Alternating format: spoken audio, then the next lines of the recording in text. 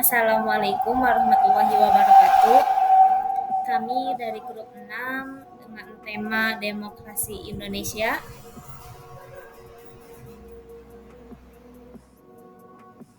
yang beranggotakan Aji Setiono, Inka Puspawanti, saya sendiri, Eko Cahyono, Yosi Utari, dan Nurdian Muhammad.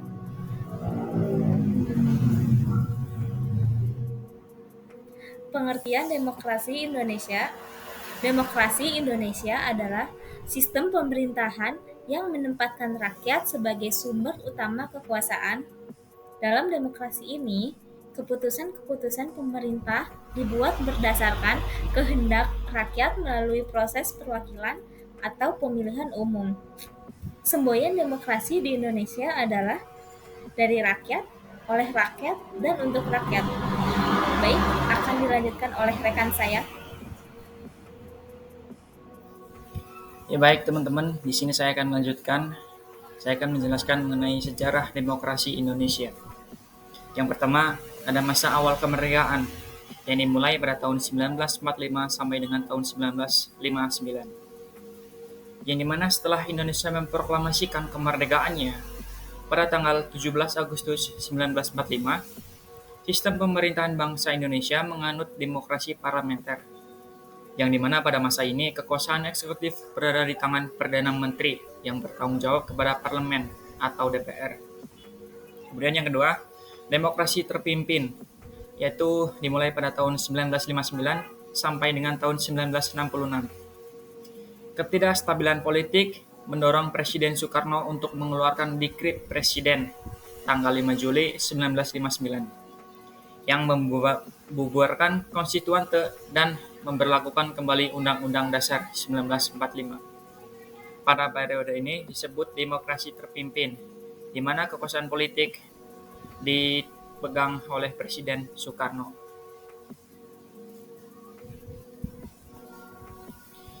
Kemudian yang ketiga ada masa Orde Baru, dimulai pada tahun 1966 sampai dengan 1998. Setelah Presiden Soekarno lengser, Bapak Soeharto mengambil alih kekuasaan melalui dukungan militer dan politik. Pada masa ini, Bapak Soeharto memperkenalkan konsep demokrasi Pancasila, yang dimana menekankan stabilitas politik dan kendali ketat oleh pemerintah. Kemudian yang keempat, masa reformasi dan demokrasi modern, yaitu dimulai pada tahun 1998 sampai dengan saat ini. Pada tahun 1998, krisis ekonomi dan tekanan politik mengakibatkan jatuhnya Bapak Soeharto. Era reformasi dimulai, ditandai dengan desentralisasi kekuasaan, pembatasan masa jabatan presiden, kebebasan pers, dan pemilu langsung yang demokratis. Baik, untuk selanjutnya, di sini terdapat konsep demokrasi, di mana ada beberapa. Yang pertama ada kedaulatan rakyat, peradilan yang independen, pemilihan umum, keterlibatan politik, hak asasi manusia, akuntabilitas dan transparansi, kemudian pemisahan kekuasaan, dan yang terakhir ada pembagian kekuasaan. Baik, selanjutnya saya akan melanjutkan dengan prinsip demokrasi Pancasila, di mana di sini ada kedaulatan tangan rakyat, lalu keadilan sosial, musyawarah untuk mufakat, keseimbangan antara hak dan kewajiban, menjunjung tinggi nilai-nilai kemanusiaan, persatuan dan kesatuan, lalu ada supremasi hukum dan pemerintahan berdasarkan konstitusi keutuhan yang Maha Esa. Selanjutnya ada komponen demokrasi Indonesia. Yang di sini ada 11 poin. Yang pertama, kedaulatan rakyat. Lalu kedua, pemilu yang bebas, umum, jujur dan adil. 3, kebebasan berpendapat dan berserikat. 4, perwakilan rakyat. 5, pemerintahan yang terbuka dan akuntabel. 6, substansi hukum, rule of law. 7, pembagian kuasa. 8, hak asasi manusia, HAM. 9, musyawarah untuk mufakat. 10, peran media massa. 11, peran partai politik. Lalu selanjutnya ada jenis-jenis demokrasi, di mana demokrasi langsung dan ada demokrasi perwakilan, demokrasi konstitusional Pancasila, demokrasi parlemen, demokrasi presidensial, demokrasi liberal, demokrasi sosial, demokrasi populis, dan demokrasi partisipasif.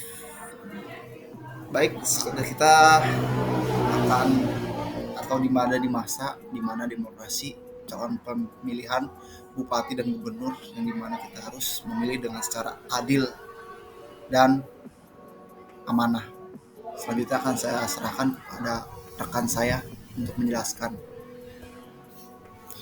Lalu di sini ada ciri-ciri demokrasi. Yang pertama, kedaulatan rakyat. Kedaulatan rakyat ini merupakan teori yang menyatakan bahwa rakyat adalah pemegang kekuasaan tertinggi di suatu negara.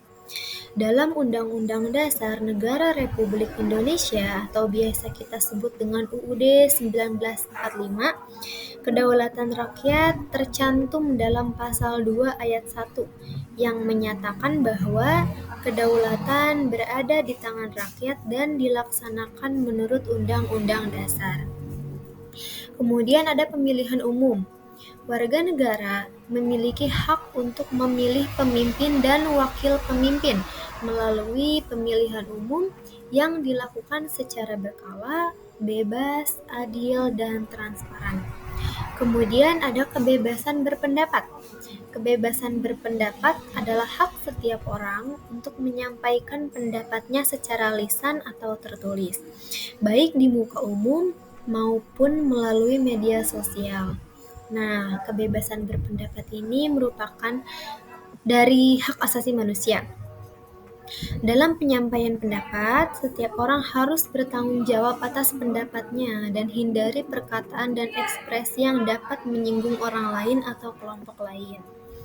Lalu ada hukum dan hak asasi manusia. Hukum dan hak asasi manusia atau biasa kita sebut dengan HAM adalah dua hal yang saling berkaitan dan tidak dapat dipisahkan. Hukum berfungsi untuk melindungi HAM, dan semua perilaku manusia dalam suatu negara selalu berdasarkan hukum. Lalu ada pemisahan kekuasaan. Kekuasaan negara dibagi menjadi legislatif, eksekutif, dan yudikatif untuk mencegah terjadinya penyalahgunaan kekuasaan. Lalu ada keterbukaan dan akuntabilitas. Keterbukaan dan akuntabilitas merupakan prinsip yang penting dalam pemerintahan yang baik. Kemudian ada partisipasi aktif warga, di mana setiap warga harus ikut berpartisipasi jika ada acara-acara kewarganegaraan yang dilaksanakan oleh setiap daerahnya. Dan yang terakhir ada keputusan berdasarkan mayoritas. Kita putuskan setiap keputusan yang memiliki keputusan yang banyak, mendapatkan keputusan yang lebih banyak dari keputusan yang lain, maka itulah yang akan dipilih.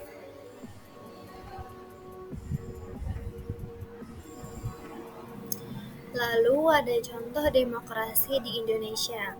Yang pertama ada pemilihan umum. Pemilu ini adalah bentuk nyata dari demokrasi di mana rakyat Indonesia memilih hak suara untuk menentukan pemimpin mereka. Lalu ada pemilihan kepala daerah atau biasa kita sebut dengan pilkada. Pilkada berlangsung secara langsung di mana rakyat daerah berpartisipasi untuk memilih pemimpin mereka di tingkat lokal. Dan ada kebebasan berpendapat dan media. Media massa, baik cetak maupun elektronik, memiliki kebebasan untuk melaporkan berita, memberikan kritik terhadap pemerintah, dan memfasilitasi diskusi publik. Yang terakhir ada lembaga perwakilan rakyat. Lembaga DPR dan DPRD ini terdiri dari wakil-wakil rakyat yang dipilih melalui pemilu, sehingga rakyat memiliki wakil yang dapat menyuarakan aspirasi mereka di pemerintahan. Ya, oke teman-teman, di sini saya akan melanjutkan menjelaskan contoh demokrasi di Indonesia, yaitu partisipasi rakyat dalam kebijakan publik. Pemerintah Indonesia juga membuka ruang partisipasi bagi rakyat dalam penyusunan kebijakan publik melalui forum-forum, konsultasi, musyawarah, dan pembentukan rancangan undang-undang. Proses ini memberikan kesempatan bagi masyarakat untuk ikut serta dalam pengambilan keputusan yang mempengaruhi kehidupan mereka. Ya, mungkin cukup demikian presentasi dari kelompok kami. Apabila ada pertanyaan ataupun hal yang ingin didiskusikan, silahkan ditanyakan di ruang diskusi yang ada di MyBest. Dan apabila ada kesalahan kata dalam penyampaian, kami mohon maaf dan terima kasih atas perhatiannya. Wassalamualaikum warahmatullahi wabarakatuh.